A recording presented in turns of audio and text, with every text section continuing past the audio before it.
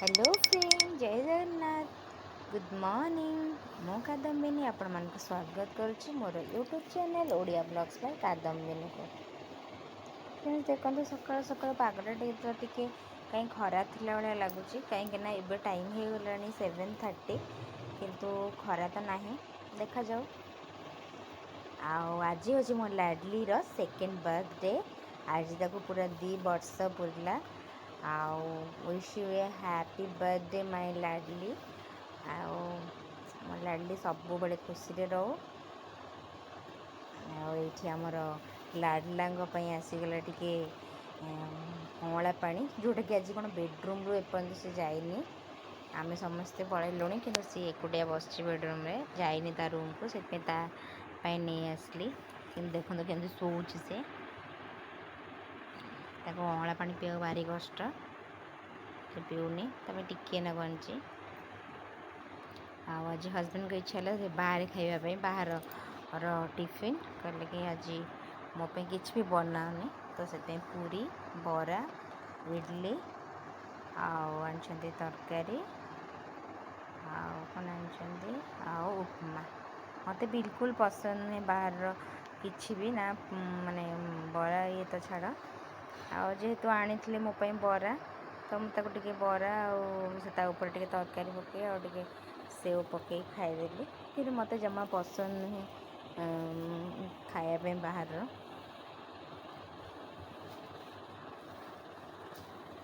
आते मत फोटोग्राफी आ वीडियो मत पसंद तो जेकोसी खाइबार है माने ताको बिना न सजे मु करेनि आठी मसला आग बाटी दूसरी कहीं आज संडे कहीहबनी माने करेन्ट केत भी पलाऊँच इनभर्टर कि आमर माने बाटी होनी येटा बाटिला माने सांगे सांगे इनभर्टरटा ये तो से 2टा मसला करी कहीं माछपाई करी सोरष मसला करी गोटे स्पेशल तरकारी आज करी फर्स्ट टाइम करी स्पेशल तरकारी माने स्पेशल नुहे मु फर्स्ट टाइम पे से तरकारी ट्राए करी आपण मान सहित आज से रेसिपीटा ट्राए कर माने शेयर करी आपण मैंने देखिए जो मैंने कटक लोक से मैंने जानते कटक फेमस माने सबकि बाहर बातगर जहाँ भी हो से डिश तर कंपलसरी तो मुझे आपण मानक देखी जो आप निहाती जापर से कौन बोली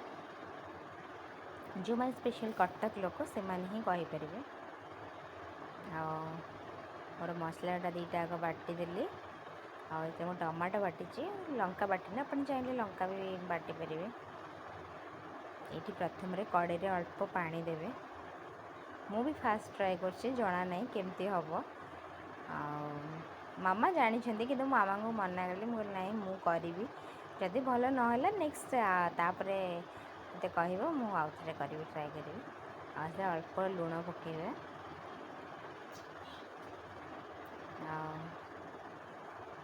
से अल्प बेसन देवे आताको भल भाव गोल जंती देवे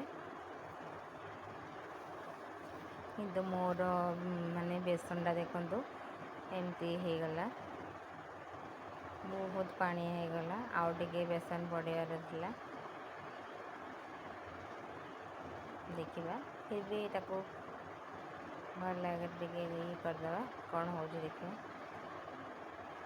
मोर किंतु माने उल्टा सब बेले हुए फास्ट ट्राए बहुत भल हुए सेकेंड थर्ड रे भूल हुए किंतु आज फास्ट ट्राए मोर भूल हो गला आठी अल्प तेल नहीं गोटे प्लेट्रे माने तेल लगेदे पूरा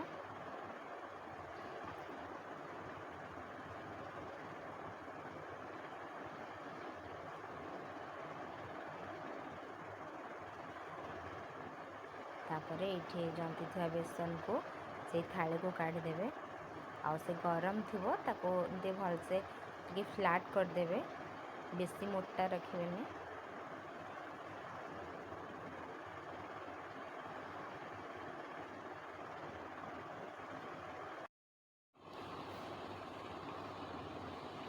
तापरे गोटे नाइफ रे एमती छोट छोट माने ये करी काटिबे आपण मैंने देखुए मुझे स्लांटिंग करी काटुची सेमती कर जमती कि आमर गोटे डायमंड सेप हम से टाइप आप जमी काटती काजू कटली ଏମିତି କାଟନ୍ତି ବାସ୍ ପୁରା ଡାଇମଣ୍ଡ ସେପ୍ର। କିନ୍ତୁ ଏଇଠି ଗୋଟେ କଥା କହିବାକୁ ଚାହୁଁଛି କି ମୋର ଏଇଟା ବିଲକୁଲ ବି ଏତେ ଖାସ୍ ହେଲାନି, କାହିଁକିନା ମୋତେ ଆଉ ଟିକେ ମାନେ ମୋର ଇଏଟା ବହୁତ ପାଣିଆ ହେଇଗଲା ବୋଧେ। ତ ମୁଁ ନେକ୍ସଟ ଆଉ ଥରେ ଟ୍ରାଏ କରିବି ଆଉ ଆପଣମାନଙ୍କ ସହିତ ସେୟାର କରିବି। ତ ଏଇଟା ଦେଖି ଫାଇନାଲି ତରକାରୀଟା କେମିତି ହେଉଛି। ଅଳ୍ପ ତେଲ ନେବେ। ତ ମୁଁ ଏଇଠି ସୋରିଷ ତେଲ ନେଇଛି, କାହିଁକିନା ବାବାଙ୍କୁ ଆମର ସୋରିଷ ତେଲ ଛାଣିଲେ ଭଲ ଲାଗେ ବୋଲି। ତ ଆପଣ ଚାହିଁଲେ ରିଫାଇନ୍ ୟୁଜ୍ କରିପାରିବେ। ତାପରେ ଆପଣ ନେଇକି ତାକୁ ଛାଣିବେ। ଆଉ ସବୁବେଳେ ମୁଁ କହି ଆସିଛି କେବେ ବି ଅଧିକ କ୍ୱାଣ୍ଟିଟିର ନେବେନି, ମାନେ ସବୁଯାକ ଏକାଥରେ ଛାଣିବି ବୋଲି ବହୁତ ତେଲ ନେଇକରି ଛାଣିଦେଲେ ସେଇଟା ପୋଡ଼ା ତେଲ ହେଇଗଲା। ଥରେ ସେଇଟା ୟୁଜ୍ ହେଇଗଲା, ପୁଣି ସେଇ ତେଲକୁ ଆମେ ଅଲଗା ଜିନିଷରେ ୟୁଜ୍ କରି ଖାଇଲେ ଦେହ ଖରାପ ହେବ। ତେଣୁ ଆପଣ ସବୁବେଳେ ଚେଷ୍ଟା କରିବେ କମ୍ ତେଲରେ। ହଁ ଟିକେ ଟାଇମ୍ ଲାଗିବ, ଯଦି ଆପଣ ବେଶୀ ବ୍ୟସ୍ତ ଅଛନ୍ତି ସେଇଟା ଅଲଗା କଥା, ବଟ୍ ଆପଣ ଫ୍ରି ଅଛନ୍ତି ତ 2-4 ଥରରେ ବରଂ ଆପଣ ଛାଣନ୍ତୁ, କିନ୍ତୁ କମ୍ ତେଲ ୟୁଜ୍ କରନ୍ତୁ ଆଉ ସେଇ ତେଲରେ ହିଁ ଆପଣ ଛାଣନ୍ତୁ। ଅଧିକ ତେଲ ଏକାଥରେ ୟୁଜ୍ କରିକି ସେ ତେଲକୁ ରଖିକି ବାରମ୍ବାର ୟୁଜ୍ କରନ୍ତୁନି।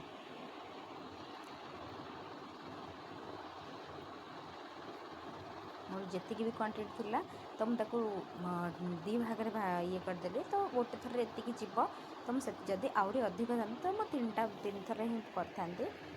ଏ ଦେଖନ୍ତୁ ଟିକେ କ୍ରିସ୍ପି ହେଇ ଆସିବ, ହାର୍ଡ଼ ହେଇଗଲେ ତାକୁ କାଢ଼ିଦେବେ। ତ ଏଇଟା ଆହୁରି ହାର୍ଡ଼ ହେବା କଥା, କାହିଁକିନା ମୋର ସେଇ ଯେଉଁଟା ମୁଁ ଆପଣ ଜନ୍ତିଲି ତ ସେଇଟା ଟିକେ ମାନେ ବେଶୀ ରହିଲାନି ଇଏ। ଏଇଟା ଦେଖନ୍ତୁ ହେଇଛି, କିନ୍ତୁ ସେଇଟା ଆଉ ଟିକେ ମାନେ ଭଲସେ ହେଇଥାନ୍ତା। ଦେନ୍ ମୁଁ ଏଠି ଅଳ୍ପ ତେଲ ନେଲି ଆଉ ସେଥିରେ ମସଲା ପକାଇଦେଲି। ମସଲାରେ ତ ମୁଁ ପିଆଜ ରସୁଣ ଅଦା ହିଁ ଟମାଟୋ ବାଟିଥିଲି। ଆଉ ଏଥିରେ ଅଳ୍ପ ଲଙ୍କାଗୁଣ୍ଡ ହଳଦୀ ଗୁଣ୍ଡ ପକାଇଲି। ଆଉ ଗରମ ମାନେ ଗୁଣ୍ଡ ମସଲା କିଛି ବି ଦେଇନି। ଗୁଣ୍ଡ ମସଲା ଯେତେ ଆଭଏଡ଼୍ କରିବେ ସେତେ ଭଲ।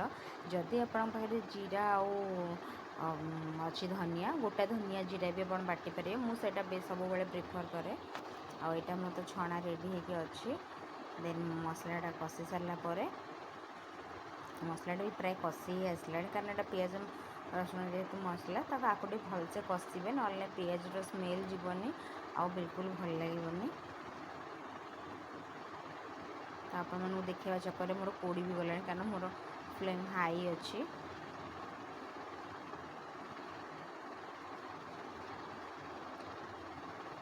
ଆଉ ଏଇଠି ମୁଁ ଅଳ୍ପ ଆଳୁ ବି ପକାଇଛି।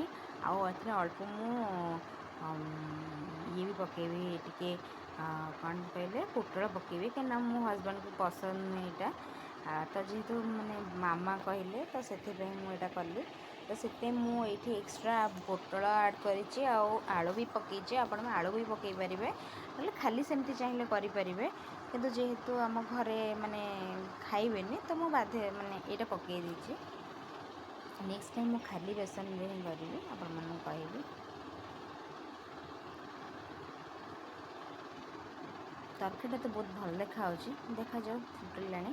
କିନ୍ତୁ ମୁଁ ଜମା ବି ପକାଇନି ଏପର୍ଯ୍ୟନ୍ତ, ସେଇଟା ପୁରା ଫୁଟିଲା ପରେ ଏବେ ପକାଇଲି। ଅଳ୍ପ ସମୟ, ବହୁତ କମ୍ ସମୟ ଆପଣ ରଖିକି ତାପରେ କାଢ଼ିଦେବେ, ନହେଲେ ପୁରା ଫିଟିଯିବ। ଆପଣମାନେ ତ କରିଥିବେ ଆଗକୁ ଜାଣିଥିବେ। ଦେଖନ୍ତୁ ମୋର ପୁରା ନ ଫିଟିଲେ ବି ତଥାପି ଫିଟିଗଲା, କିନ୍ତୁ ବେସନ ତରକାରୀଟା ଏମିତି ଫିଟିବନି, ରହିବ ବେସନ ମାନେ ପୁରା ସେମିତି ଡାଇମଣ୍ଡ ସେପ୍ରେ ହିଁ ରହିବ। ଆଉ ସେଥିପାଇଁ ଆପଣମାନେ ପ୍ରପର୍ ତା'ର ଯନ୍ତଣୀଟା ଭଲ ହେବା ଦରକାର, କିନ୍ତୁ ମୁଁ ଜନ୍ତି ପାରିଲିନି। ଆଉ ନେକ୍ସଟ ଟାଇମ୍ ମାମାଙ୍କୁ କହିବି, ଆଉ ମାମାଙ୍କଠୁ ମାନେ ବୁଝିକି ମୁଁ କରିବି। ଆଉ ଏଇଠି ମାଛ ଟିକେ ଭାଜିଦେବି। ମାଛ ଭାଜିକି ମୋତେ ବାବାଙ୍କ ପାଇଁ ସୋରିଷ ମସଲା କରିବାର ଅଛି ମାଛ ତରକାରୀ। ଆଉ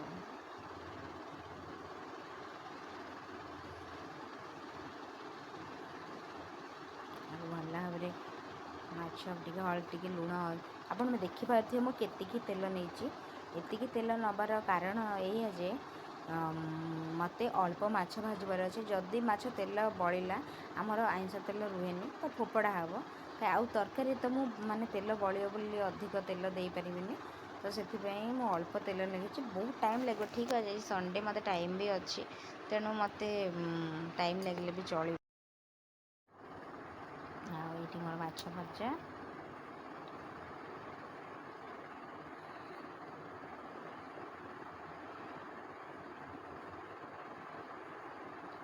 ମାଛ ଭାଜି ସାରିଲା ପରେ ମୁଁ ମସଲା ଦେଲି, ଯେଉଁଥିରେ ଜିରା ସୋରିଷ ଅଦା ଆଉ ରସୁଣ ଆଉ ପିଆଜ ଆଉ ଟମାଟୋ ବାଟିଥିଲି। ଆଉ ଏଥିରେ ମୁଁ ଟିକେ କାଶ୍ମୀରୀ ଚିଲି ପକେଇଲି। ଆପଣ ଚାହିଁଲେ ଲଙ୍କା ବାଟି ପାରିବେ, ମୁଁ ଲଙ୍କା ବାଟି ଦିଏ, ବଟ୍ ପୁଅ ଖାଇବ ତେଣୁ ସେ ଲଙ୍କାଟା ରାଗ ହେବ, ଆଉ ସେଥିପାଇଁ ମୁଁ ପକେଇଲିନି, ମାନେ ବାଟିଲିନି। ଯେଉଁଟା ପୁଅ ନ ଖାଏ ପକାଏ। ଆଉ ଏଇଠି ଦେଖନ୍ତୁ, ମାନେ ଆଜିକାଲି ସତ କଥା ବାପା ମାନେ ବହୁତ ଦୁଷ୍ଟ କରାଉଛନ୍ତି ପିଲାକୁ। ମୋ ଘରେ ତ ମୁଁ କହିବି ସ୍ୱସ୍ତିକ ମାନେ ଏତେ ବଦମାସ ଖାଲି ତା ବାବାଙ୍କ ପାଇଁ। କାହିଁକିନା ଆପଣ ଦେଖିପାରୁଥିବେ ମାନେ ତା'ର ମାନେ ଏଭ୍ରି ଡେ ଟୟ ଦରକାର। ମାନେ ପିଲା ଆସିଛି ଷ୍ଟାଣ୍ଡାର୍ଡ଼ 1ରେ ପାଠ ପଢ଼ିଲାଣି, ବଟ୍ ତା'ର ମାନେ ଏବେ ପର୍ଯ୍ୟନ୍ତ ବୁଦ୍ଧି ତା'ର ଛୁଆଙ୍କ ଭଳିଆ। ଆଉ ତାକୁ ତା ଟୟ ଦେଇକି ଆସିକି ମୁଁ ଟିକେ ମସଲା ମୋର ଏପଟେ କଷିଦେଲି। ଆଉ ସେଥିରେ ଆଳୁ ପକେଇଲି, କାହିଁକିନା ଆମର ସ୍ୱସ୍ତିକର ପ୍ରିୟ ହେଲା ଆଳୁ, ତା'ର ସବୁଥିରେ ଆଳୁ ଦରକାର। ତ ବାବାଙ୍କୁ ଏତେ ଆଳୁ ପସନ୍ଦ ନୁହେଁ, କିନ୍ତୁ ତାକୁ ପସନ୍ଦ ଆଳୁ, ତ ସେଥିପାଇଁ ଆଳୁ ପକେଇଲି। ବାବା ବି ଖାଇବେ ଅଳ୍ପ।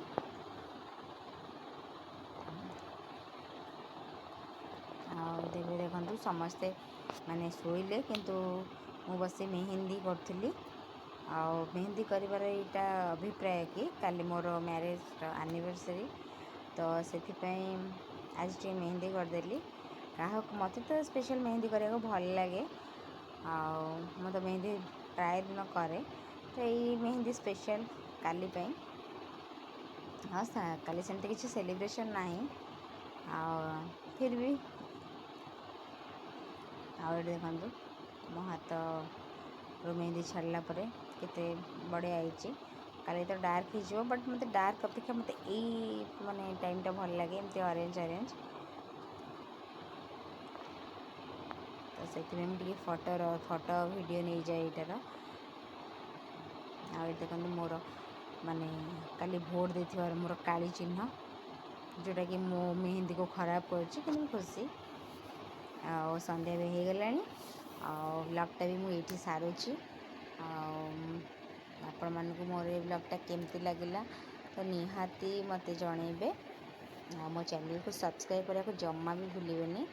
ରହୁଛି, ଧନ୍ୟବାଦ, tata, bye bye, love you.